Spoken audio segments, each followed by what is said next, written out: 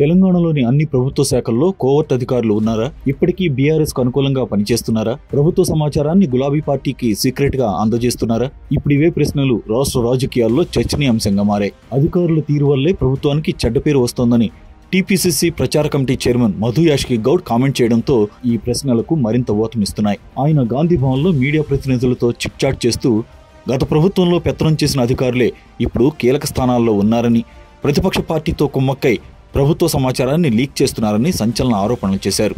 BRS 10 ఏళ్ల పాలనలో కీలకంగా వ్యవహరించిన వారిని పక్కన పెట్టాలని ప్రభుత్వ పెద్దలకు సూచించారు. అవినీతి అధికారుల లిస్ట్ సీఎం రేవంత్ రెడ్డి దగ్గరకు చేరిందని, ఇక వారిపై చర్యలు తీసుకోవాల్సిన సమయం ఆసన్నమైందని తెలిపారు. పోలీసుల వైఫల్యంతోనే భూపాలపల్లిలో రాజలింగమూర్తి హత్య జరిగిందని అన్నారు. ప్రాణహాని ఉన్నందున ముందస్తుగా రక్షణ కల్పించాల్సిందన్నారు. కానీ పోలీసులు ఆ దిశగా చర్యలు చేపట్టలేదని మండిపడ్డారు. నిందితులను గుర్తించి కఠినంగా శిక్షించాలని డిమాండ్ చేశారు. ఇకపోతే గత ప్రభుత్వంలో అధికారం చెలాయించిన అధికారులే ఇంకా పెత్తనం చెలాయిస్తున్నారని, వాళ్లే కోవర్టులుగా ఉన్నారంటూ మధు యాష్కి ఘాటు వ్యాఖ్యలు చేశారు. అలాంటి అధికారులే ప్రభుత్వాన్ని తప్పుదోవ పట్టిస్తున్నారని ఆరోపించారు. గత బీఆర్ఎస్ ప్రభుత్వంలో దోచిపెట్టి దాచిపెట్టడానికి సహకరించిన అధికారులే ఇప్పుడు కీలక స్థానాల్లో ఉన్నారన్నారు. అందుకు మాజీ చీఫ్ సెక్రటరీ సోమేష్ కుమారే ఉదాహరణని చెప్పారు.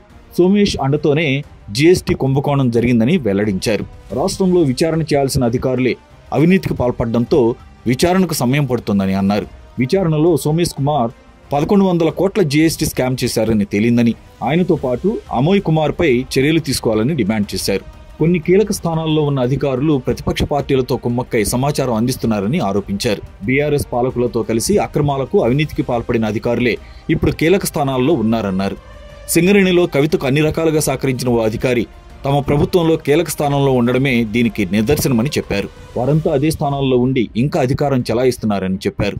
చాలా చోట్ల ఇంటెలిజెన్స్ వైఫల్యం స్పష్టంగా కనిపిస్తోందని చెప్పారు. రాజకీయ లబ్ధి కోసం ఎన్డీఏ, సిబిఐ, ఈడీని ఎలా వాడుకుంటుందో బీఆర్ఎస్ కూడా అధికారులను అలానే వాడుకుంటోందని మండిపడ్డారు. పోలీసు అధికారులకు బీఆర్ఎస్ నాయకులు లంచాలు ఇస్తున్నారని ఆరోపించారు. ఎల్బీ నగర్ లో పోలీసులకు డబ్బులు ఇచ్చి దొంగ ఓట్లు వేయించారని విమర్శించారు. ఇందుకే మధు యాష్కి చెబుతున్న ఆ కోవర్ట్ అధికారులు ఎవరు? కోవర్ట్లను తెలిసి కూడా ప్రభుత్వం వారిని ఇంకా ఎందుకు పక్కన పెట్టలేదు? మరోవైపు బీఆర్ఎస్ కు అనుకూలంగా పనిచేస్తున్న వారి లిస్ట్ సీఎం రేవంత్ టేబుల్ దగ్గరికి వెళ్లిందని సమాచారం. ఇవాళ రేపు సదరు అధికారులపై బదిలీ వేటు పడనున్నట్లు తెలుస్తోంది. చూడాలి మరి ఆ అధికారులు ఎవరన్నది.